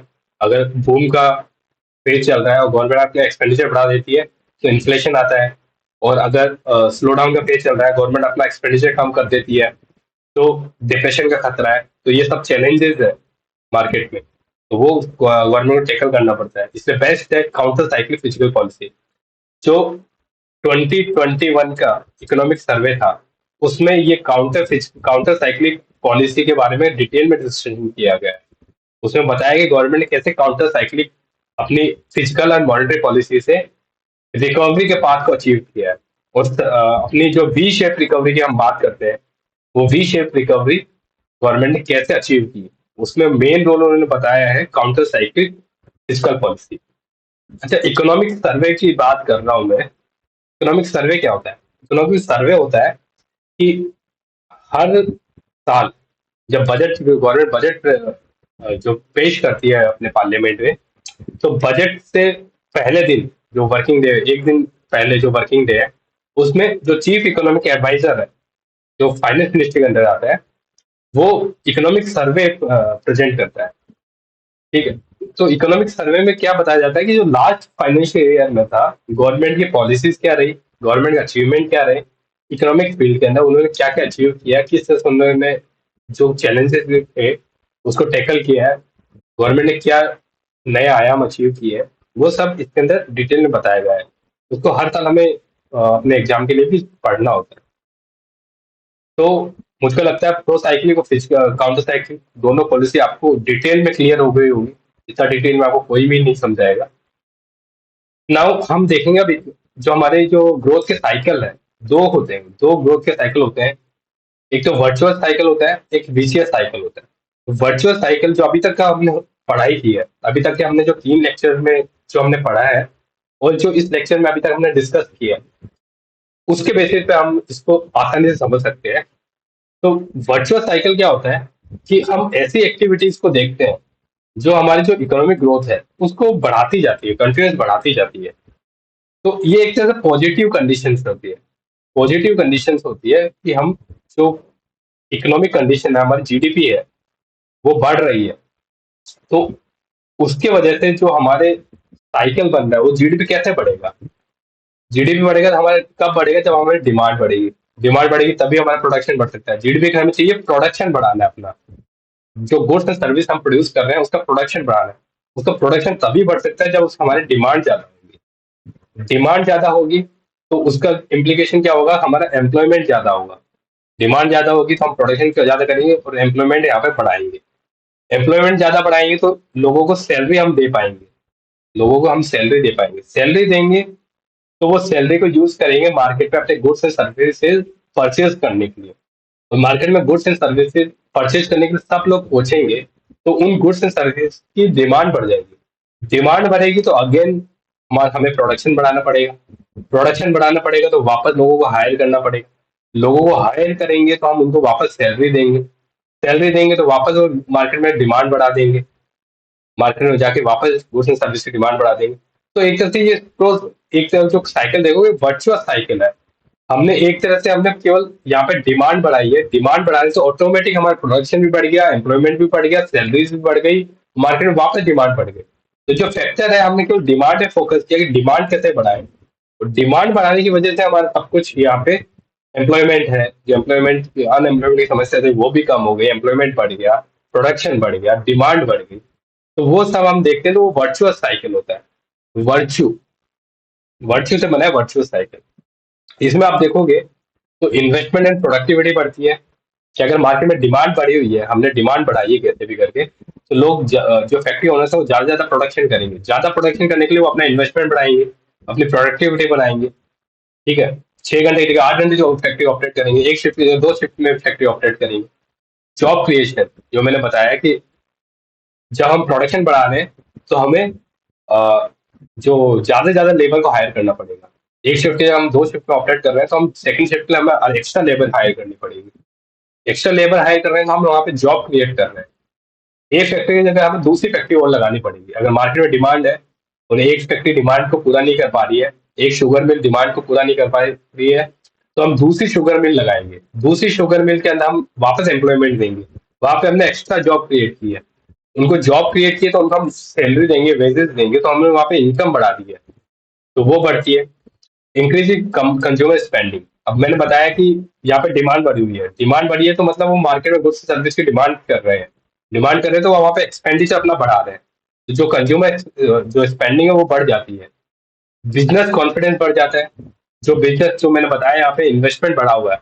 इन्वेस्टमेंट कब बढ़ेगा? जब जो बिजनेस ओनर्स है, जो बिजनेस के ऑनर्स है, वो अपना इन्वेस्टमेंट बढ़ा देते हैं। उनको हाई कॉन्फिडेंस है मार्केट में बढ़ती हुई डिमांड को देखते हुए, तो उनका कॉन्फिडेंस देखते हुए अपना इन्वेस्टमेंट बढ़ा देते हैं। इंफ्रास्ट्रक्चर डेवलपमेंट देखते हैं। ठीक है, जो कैपेक्स इन्वेस्टमेंट हो रहा है, फैक्ट्री के अंदर जो मशीनरी में इन्वेस्ट कर रहा है, एक्स्ट्रा मशीनरी लेके आ रहा है, तो वो हमारा जो इंफ्रास्ट्रक्चर इन्वेस्टमेंट होता है। हम रोड बना रहे हैं, हाईवे बना रहे हैं, नई फैक्ट्री सेटअप कर रहे हैं। फैक्ट्री सेटअप कर रहे हैं तो हम फैक्ट्री के लिए लैंड खरीद रहे हैं। लैंड इज हमारा एसेट है। लैंड के ऊपर हमने जो बिल्डिंग स्ट्रक्चर खड़ी की है वो भी हमारा एसेट है। वो भी हम लोग कैपेक्स के फॉर्म में इन्वेस्टमेंट कर रहे हैं। उसके अंदर हमने जो मशीनरी लगाई है, नई मशीनें प्रोक्योर की है, वो भी हमारा कैपिटल एक्सपेंडिचर है, कैपेक्स है। उसके ऊपर हम देखेंगे एजुकेशन स्किल्स, क्योंकि हम स्किल्ड लेबर की हमें जरूरत पड़ेगी मशीन को ऑपरेट करने के लिए, तो हम स्किल डेवलपमेंट पे काम करेंगे। जो अभी लोग चाहे तो कम एजुकेटेड है, लेकिन वो उस स्किल को अचीव करके मशीन को ऑपरेट कर सकते हैं, तो हम उसको वो स्किल देने की कोशिश करेंगे, उनको ट्रेनिंग देंगे। ठीक है, तो वो हमारे यहाँ पे बढ़ेगा। ग्लोबल कॉम्पिटिटिवनेस बढ़ती है क्योंकि डिमांड बढ़ी हुई है। तो अभी मान लो एक ही प्लेयर है, उसको डिमांड को सप्लाई करने के लिए, तो दूसरा प्लेयर भी आ जाएगा। सपोज हमारे पास ई कॉमर्स मार्केट में हम देखते हैं, पहले हमारे पास क्या फ्लिपकार्ट था, फिर हमारे पास स्नैपडील आया, देन हमारे पास अमेजोन आया। अमेजोन हमारी यूएसए कंपनी है, वो बाहर से आई है। तो जो एक कंपनी सर्विस दे पा रही थी अमेजोन, हमारे पास डिलीवरी दे रही थी वो 5 दिन के अंदर। अब 3 कंपनी हो गई, तीनों कंपनी में कॉम्पिटिशन बढ़ गया है। ठीक है, क्योंकि मार्केट में डिमांड बढ़ी हुई है, एक कंपनी उस डिमांड को पूरा नहीं कर पा रही है, इसलिए बाकी कंपनी भी इस इंडियन मार्केट में उतर गई है उस डिमांड को पूरा करने के लिए। अब तीनों कंपनी में कंपटीशन स्टार्ट हो गया है। जो बेटर सर्विस दे पाएगा उसको पास ज्यादा कस्टमर आएंगे, वो ज्यादा रेवेन्यू जनरेट कर पाएगा, ज्यादा रेवेन्यू जनरेट करेगा, ज्यादा प्रॉफिट कमा पाएगा। इसलिए वो क्या करेंगे, आपस में कंपटीशन करेंगे, कस्टमर को बेटर सर्विस दे पाएंगे। अब 5 दिन की जगह सेम डे डिलीवरी की बात होती है, सेम डे हमने मॉर्निंग में ऑर्डर डाला, इवनिंग में हमारे पास डिलीवरी हो जाती है। ये जो कंपटीशन हुआ मार्केट में उसी का इफेक्ट है। तो कंटिन्यू पॉजिटिव कंडीशन, तो ये जब मैंने पॉजिटिव कंडीशन डिस्कस किया है, ये हमारी कंटिन्यू रहती है इसमें। कहीं पे भी शॉक आएगा तब ये इसका रिवर्सल आएगा। बाकी अगर ये नॉर्मल कंडीशन चल रही है, मार्केट में हमने डिमांड कैसे बढ़ा दी है, तो ऑटोमेटिक सारे फैक्टर्स हमारे बढ़ते जाएंगे। तो समरी फॉर्म में हम देखेंगे कि अगर हम डिमांड बढ़ा देते हैं, तो डिमांड को पूरा करने के लिए हमें प्रोडक्शन बढ़ाना पड़ेगा। प्रोडक्शन बढ़ाना पड़ेगा तो हम जो रॉ मटेरियल है उसका कंजम्पशन ज्यादा करेंगे, तो उनकी डिमांड बढ़ा देंगे। देन हम लेबर्स, एक्स्ट्रा लेबर्स को हायर करेंगे, तो अनएम्प्लॉयमेंट की समस्या को कम करेंगे, एम्प्लॉयमेंट बढ़ा देंगे। एम्प्लॉयमेंट बढ़ाएंगे तो उनको वेजेस ज्यादा देंगे, इनकम ज्यादा देंगे, सैलरी ज्यादा देंगे। जो इनकम सैलरी उनको मिल रही है वो मार्केट में जाके स्पेंड करेंगे, मार्केट में स्पेंड करेंगे, गुड्स एंड सर्विस की डिमांड बढ़ा देंगे। डिमांड बढ़ेगी, अगेन वही वापस साइकिल स्टार्ट हो जाएगा, प्रोडक्शन हमें बढ़ाना पड़ेगा, एम्प्लॉयमेंट बढ़ाना पड़ेगा। तो ये वर्चुअस साइकिल हो गया। और किसी भी इकोनॉमी में हमें ये वर्चुअस साइकिल ही चाहिए। Year on year GDP growth के लिए हमें डिमांड कंटिन्यूस बढ़ती हुई ही देखनी है। कहीं पे भी डिमांड घट गई, जैसे डिमांड घटती है तो हमारा रिसेशन स्लो डाउन आने लगता है। ठीक है, जो नेक्स्ट साइकिल है, जो हमारा विशियस साइकिल है, उसमें डिस्कस करेंगे। तो विशियस साइकिल में हम अगेन वही देखते हैं, एग्जांपल जीडीपी का लेते हैं। अगर हम जीडीपी लेते हैं, जीडीपी में जैसे भी हम देखते हैं डिमांड, अभी जो डिमांड है वो डिक्रीज हो गई। सपोज कोविड वाला केस हुआ, कोई पेंडेमिक आ गई, पेंडेमिक की वजह से डिमांड कम हो गई। जैसे डिमांड कम हुई तो मार्केट में गुड्स सर्विस कोई मांग नहीं रहा, तो फैक्ट्री ओनर था वो अपना प्रोडक्शन कम कर देंगे। प्रोडक्शन कम करेंगे, क्यों करेंगे, क्योंकि एक्सेस अगर प्रोडक्शन वो कंटिन्यू सेम लेवल का प्रोडक्शन रखेंगे, वो मार्केट में डिमांड कम है तो उसके प्राइस क्रैश कर जाएगी। सपोज एक बिस्किट का मैन्युफैक्चरिंग प्लांट है जो बिस्किट 5 रुपए का बिस्किट बनाता है। अगर मार्केट में 100 लोग उसको डिमांड कर रहे हैं अभी, तो सडनली डिमांड घट के 50 लोगों की हो गई, 50 लोग ही बिस्किट मांग रहे हैं। अगर वो सेम 100 क्वांटिटी बिस्किट बनाएंगे तो एक टाइम बाद में जो 5 रुपए का बिस्किट है वो 2.5 रुपए में बिकना स्टार्ट कर देगा, तो यहाँ लॉसेज स्टार्ट हो जाएंगे। तो कोई भी फैक्ट्री ओनर, कोई भी प्राइवेट प्लेयर लॉस में बिजनेस नहीं करना चाहेगा। या तो वो फैक्ट्री बंद कर देगा, या फिर अपना प्रोडक्शन कम कर देगा। प्रोडक्शन वो यहाँ से 100 की जगह 50 बिस्किट का प्रोडक्शन करेगा, ताकि 50 लोगों की डिमांड को पूरा कर सके। जैसे उसने प्रोडक्शन कम किया, यहाँ पे प्रोडक्शन कम किया, तो यहाँ पे जो 100 लोगों को उसने रोजगार दे रखा था, एम्प्लॉयमेंट दे रखा था, उनमें से 50 लोगों को वो निकाल देगा यहाँ पे, क्योंकि उनको एक्स्ट्रा सैलरी देनी पड़ रही है, उसको इतना प्रोडक्शन हो नहीं रहा फैक्ट्री में। तो 50 लोग यहाँ पे अनएम्प्लॉय हो गए। तो यहाँ पे एम्प्लॉयमेंट देखेंगे वो डिक्रीज कर जाता है। जैसे डिमांड कम हुई, प्रोडक्शन कम हुआ, प्रोडक्शन कम हुआ, एम्प्लॉयमेंट कम हुआ, एम्प्लॉयमेंट कम हुआ, तो कम लोगों के पास अब सैलरी मिल पा रही है। 50% लोगों को सैलरी नहीं मिल रही है, तो वो एक्सपेंडिचर कहाँ से करेंगे। उनका सैलरी नहीं है, पैसा नहीं है, तो मार्केट में क्या गुड्स एंड सर्विस वो डिमांड करेंगे, नहीं कर पाएंगे। लॉजिकल है। तो इस तरह से वहां पे डिमांड कम हो जाती है। अगेन यहाँ पे देखोगे डिमांड कम हो जाती है। ठीक है, तो ये हमारा जो कंडीशन है वो वीसीएस साइकिल है। इसके फीचर्स हम देखेंगे, अगेन वही हमारे फीचर्स है। इनिशियल कंडीशन देखेंगे, एडवर्स कंडीशन है, डिमांड कम हो रही है, लो इन्वेस्टमेंट है। अगर डिमांड कम हो गई तो प्राइवेट प्लेयर अपना इन्वेस्टमेंट कम कर देंगे। प्रोडक्टिविटी कम होगी, प्रोडक्टिविटी जैसे 8 घंटे की शिफ्ट हो रही है उसकी जगह आप 3 घंटे की शिफ्ट में काम कर रहे हैं। ठीक है, कम एम्प्लॉय के साथ काम कर रहे हैं, तो प्रोडक्टिविटी कम हो गई। जॉब लॉस होना स्टार्ट हो जाएगा। मैंने बताया कि अनएम्प्लॉयमेंट बढ़ेगा, एम्प्लॉयमेंट कम हो जाएगा, क्योंकि जो प्रोडक्शन लेवल है वो कम हो गया है। कम आवर्स के लिए फैक्ट्री ऑपरेट हो रही है, 2 शिफ्ट की जगह एक ही शिफ्ट में फैक्ट्री ऑपरेट हो रही है, तो प्रोडक्शन कम हो जाएगा, तो जॉब लॉस होगा। जॉब लॉस होगा तो जो जिनकी जॉब लॉस हुई उनको इनकम नहीं मिलेगी। कंज्यूमर स्पेंडिंग कम हो जाएगी, जो मैंने बताया डिमांड कम है तो कंज्यूमर डिमांड ही नहीं कर रहे, तो एक्सपेंडिचर नहीं करेंगे मार्केट में। लो कॉन्फिडेंस हो जाएगा, नया इन्वेस्टमेंट नहीं करेंगे। इंफ्रास्ट्रक्चर नेग्लेक्ट हो जाएगी, कोई नया इन्वेस्टमेंट नहीं होगा, नई फैक्ट्री नहीं लगेगी, नया हाईवे नहीं बनाएंगे कोई, तो वो नहीं होने वाला। स्किल डेवलपमेंट में कोई ध्यान नहीं देगा, क्योंकि स्किल लेवल पहले से बहुत ज्यादा, 100 लोगों के पास स्किल है लेकिन हम एम्प्लॉयमेंट 50 लोगों को दे पा रहे हैं, तो एक्स्ट्रा लोगों को कोई स्किल नहीं देगा, कोई एजुकेशन नहीं देगा उस केस में। ग्लोबल कॉम्पिटिटिवनेस वो कम हो जाएगी। अभी डिमांड कम है तो जहाँ 3 प्लेयर तो उसकी जगह 2 प्लेयर ही रहेंगे। जो कंपटीशन को बीट नहीं कर पाएगा वो मार्केट से वाइप ऑफ हो जाएगा, खत्म हो जाएगा। तो एक तरह से कंपटीशन कम हो जाएगा। बेस्ट एग्जाम्पल आप देखेंगे टेलीकॉम सेक्टर में, पहले वोडाफोन होता था, आइडिया होता था, एयरटेल होता था, बीएसएनएल होता था, ठीक है, जियो बाद में आया। जियो ने इतनी कम रेट पे टैरिफ पे प्लान देना स्टार्ट किया कि एक तरह से उनका वो खत्म ही हो गया मार्केट। अभी एयरटेल भी लॉस में अपना बिजनेस कर रही थी कुछ टाइम से, लास्ट शायद वो प्रॉफिट में आई है। लेकिन अभी 2 ही कंपनी इसको सस्टेन कर पाई, एयरटेल एंड जियो। और ये डुओपोली क्रिएट हुई। वोडाफोन आइडिया मर्जर करके अभी कॉम्पीट करने की कोशिश कर रही है, लेकिन हो सकता है वो भी वाइप ऑफ हो जाए, इतना कंपटीशन सस्टेन ना कर पाए। तो ये सब एडवर्स कंडीशंस होती है जो विशियस साइकिल होता है। तो विशियस साइकिल वापस मैं समराइज कर देता हूँ। विशियस साइकिल होता है कि कुछ भी एडवर्स कंडीशन हो जाती है, लाइक पेंडेमिक हुआ, ठीक है, कोई भी ग्लोबल शॉक आ जाता है, डिप्रेशन आता है, ग्लोबल डिप्रेशन आता है, डिमांड कम हो जाती है। डिमांड कम होगी तो लोग जो फैक्ट्री ओनर्स अपना प्रोडक्शन कम कर देते हैं। प्रोडक्शन कम करेंगे तो एम्प्लॉयमेंट कम हो जाएगा, काफी लोगों की जॉब चली जाएगी। एम्प्लॉयमेंट कम होगा तो जो जिन लोगों की जॉब चलेगी उनको सैलरी वेजेस मिलना बंद हो जाएगा। जिन लोगों को सैलरी वेजेस मिलना बंद हो गया वो मार्केट में गुड्स एंड सर्विस की डिमांड अपनी कम कर देंगे, केवल एसेंशियल कमोडिटी खरीदेंगे, बाकी जो उनकी गुड्स एंड सर्विस की डिमांड थी उसको घटा देंगे। इस तरह से मार्केट में ओवरऑल डिमांड घटती ही जाती है। घटी हुई थी और घट रही है, फिर घट रही है, फिर घट रही है। तो ये विशियस साइकिल है। इसको विशियस साइकिल को टर्न ओवर करने के लिए गवर्नमेंट को अपनी मॉनेटरी और गवर्नमेंट को अपनी फिजिकल पॉलिसी और आरबीआई को अपनी मॉनेटरी पॉलिसी उस तरह से फ्रेम करनी होती है। तो अब हम रिकवरीज की बात कर लेते हैं फटाफट। हमने देखा कि इकोनॉमी बूम पे जा रही थी यहाँ पे, ठीक है, इंक्रीज कर रही थी, एक्सपेंड कर रही थी, सडन शॉक आया, इकोनॉमी स्लो डाउन की तरफ गई। लेकिन गवर्नमेंट ने अपने मेजर्स लिए, गवर्नमेंट ने अपने एक्सपेंडिचर बढ़ा दिए, जो कोविड की कंडीशन की बात कर रहे हैं। सडनली वापस वो रिकवर होना स्टार्ट किया, ठीक है। अगर सडन मूवमेंट हो रहा है तो उसको हम वी शेप रिकवरी कर दें। सडन डाउनफॉल हुआ, सडन अपलिफ्टमेंट हुआ, ठीक है, ऑन ट्रैक आ गए वापस, तो इसको हम वी शेप बोलते हैं। यू शेप में क्या होता है कि सडन डिक्लाइन हो गया, कोई भी शॉक आया, ग्लोबल डिप्रेशन आया या फिर पेंडेमिक आया, ठीक है, किसी भी वजह से शॉक की वजह से जो ग्रोथ है वो डिक्लाइन हुई।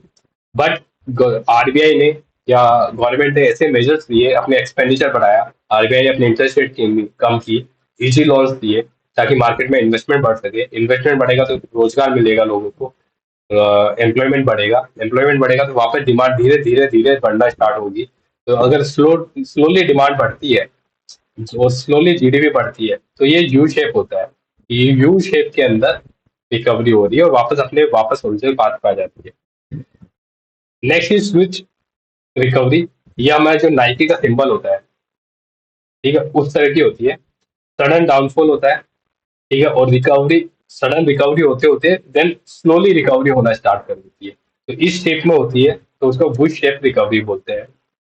नेक्स्ट इज जेड शेप, जिसमें सडन डाउनफॉल आया, बट ये डाउनफॉल हो सकता है कि 1 या 2 दिन का हो सकता है, किसी वजह से।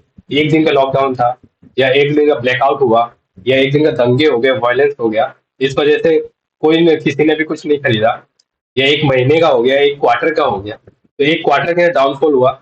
लेकिन उस कंडीशन को रिवर्स कर दिया गवर्नमेंट अपनी पॉलिसी की वजह से और करेक्टिव मेजर्स की वजह से। तो सडन जो जीडीपी है वापस ग्रोथ में आ गई, और इतनी ग्रोथ में आई कि उसको सस्टेन नहीं कर पाए, तो वापस थोड़ा सा डाउनफॉल आएगा और वापस अपने ओरिजिनल रेट पे आ जाएगी।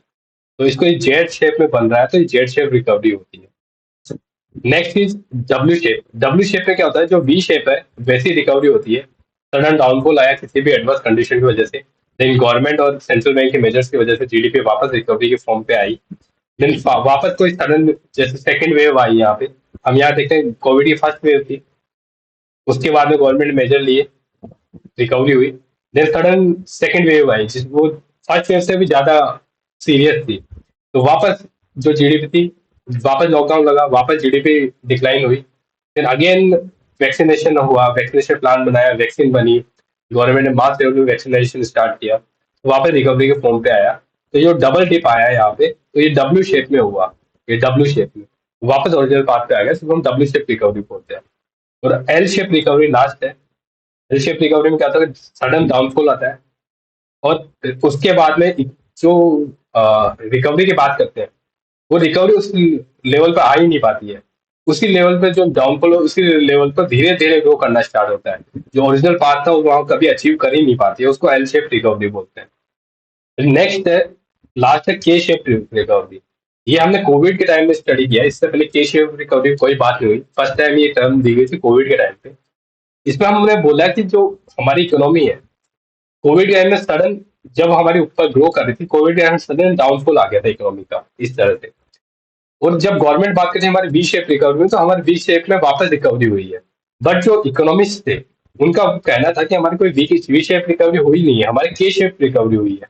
के शेप रिकवरी में हम देख रहे हैं कि जो इकोनॉमी के जो हम इकोनॉमी में दो तीन पार्ट्स में होता है, इकोनॉमी में बहुत सारे कंपोनेंट होता है। इलेक्ट्रॉनिक सेक्टर अलग होता है, टूरिज्म सेक्टर अलग होता है, हॉस्पिटैलिटी सेक्टर अलग होता है, होटल इंडस्ट्री है। ये सारे इंडस्ट्री को हम देखेंगे तो उनमें रिकवरी आई नहीं, उनके 2-3 साल तक रिकवरी में उनको टाइम लग गया। और कुछ सेक्टर थे जो मैन्युफैक्चरिंग सेक्टर थे, उनमें रिकवरी फटाफट आ गई। तो कुछ सेक्टर इकोनॉमी के वापस रिकवर हो गए। ये यहाँ पे डाउनफॉल आए, सारे सेक्टर डाउनफॉल हो गए जब लॉकडाउन लगा। तो सारे सेक्टर ने अपना प्रोडक्शन कम कर दिया, क्योंकि उस समय कोई फैक्ट्री चल ही नहीं रही थी, लॉकडाउन में सब बंद था।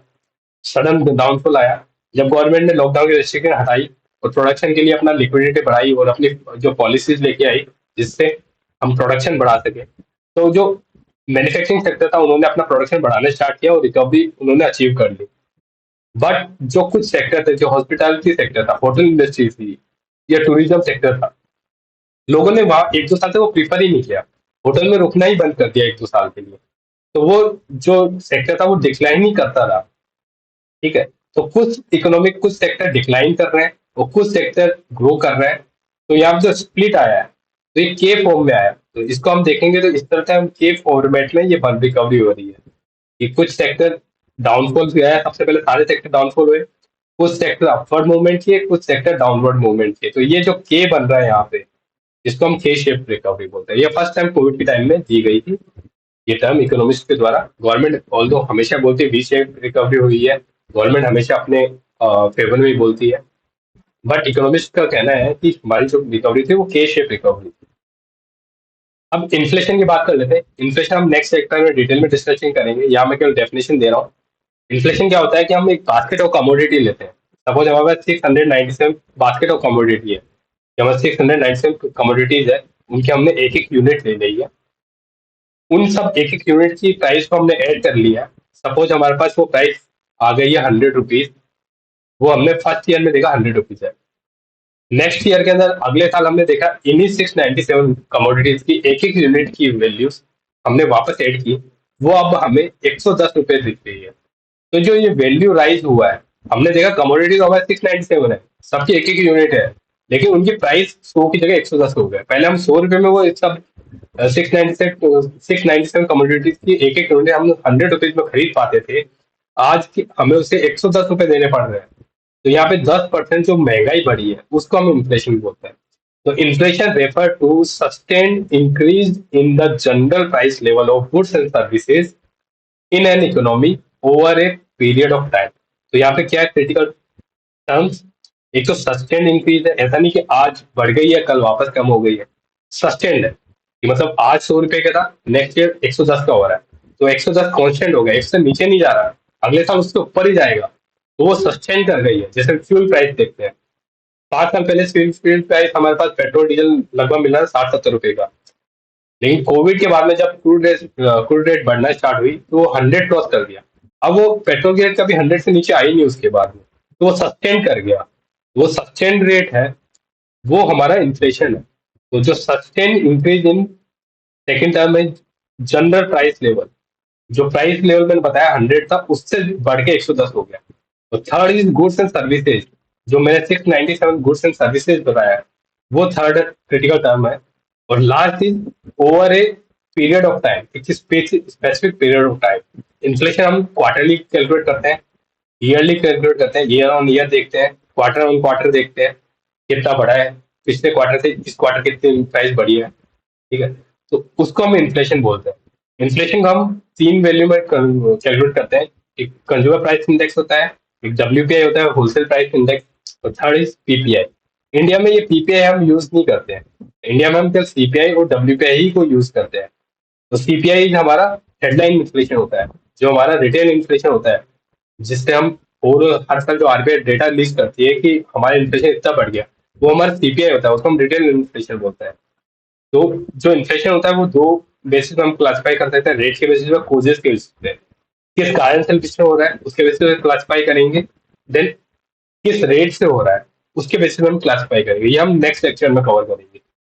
तो मेरे हिसाब से आपको ये सब क्लियर हो गया होगा, बेसिक डेफिनेशन इन्फ्लेशन क्लियर हो गई होगी। नेक्स्ट लेक्चर में, नेक्स्ट 2 लेक्चर के अंदर हम इन्फ्लेशन को कंप्लीट डिटेल में डिस्कस करेंगे। इन्फ्लेशन के क्या कॉजेज है, किस बेसिस पर हम उसको क्लासिफाई करते हैं, इन्फ्लेशन का इम्पैक्ट क्या आता है इकोनॉमी पे, ग्रोथ के ऊपर, और इन्फ्लेशन को हम कैसे टैकल करते हैं, किस तरह से हम इन्फ्लेशन को कम करते हैं, बढ़ाते हैं। इन्फ्लेशन होना अच्छा है या खराब है। इन्फ्लेशन ऐसा है कि इन्फ्लेशन होना, एक लिमिट है, इन्फ्लेशन होना किसी भी इकोनॉमी के लिए अच्छी बात है। देखो इन्फ्लेशन क्या होता है, यहाँ पे प्राइस क्यों बढ़ी है, किसी भी कमोडिटी की प्राइस बढ़ती है, उसकी डिमांड बढ़ती है, इसलिए बढ़ती है। अगर बाकी सब फैक्टर को कॉन्सिडर रखते हो तो उसकी अगर डिमांड बढ़ रही है तो उसकी वो बढ़ेगी।